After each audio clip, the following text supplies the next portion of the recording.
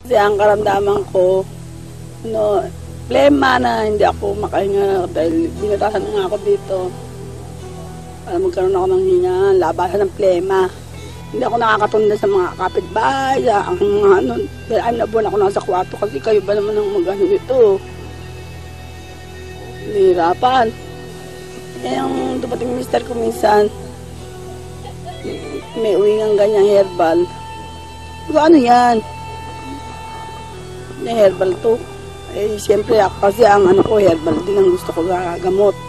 Kung makita ko nung buksan ko, may pasas kasi, Tapos sabi ko, pahingi. Sabi niya, ay hindi, susunod ka pa. Sabi ko, gusto ko na ngayon. Basta, sabi ko, hati tayo. Sabi ng mister, kasi mahal ako ng mister ko, kaya sabi niya, hinatian niya na ako. Sabi ko, kain kami ng kain. 4 times a day ang kain namin. Sa mga 2 linggo akong kumakain. Sabi ko, parang totoo kaya ito?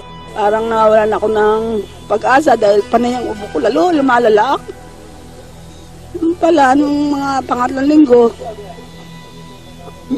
medyo dumadalang na yung aking pag-ubo, yung plema ko, hanggang sa pang-4. Nawala na. Ako na nagtanggal nito.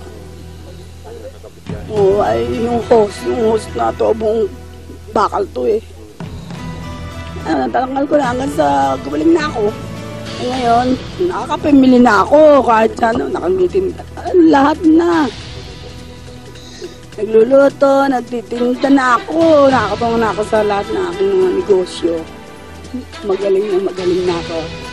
Kung kayo man, subukin nyo, try. Ako'y ganun, sige, informer ako ganun Try.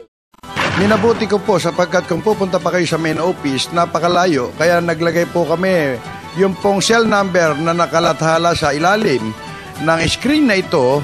Pwede po kayong makipag-ugnayan at ito po ay sinasabi ko at pinatotohanan. Ito po ay authorized distributor ng Abanyong Lingkod mula pa noon at magpakailan pa man.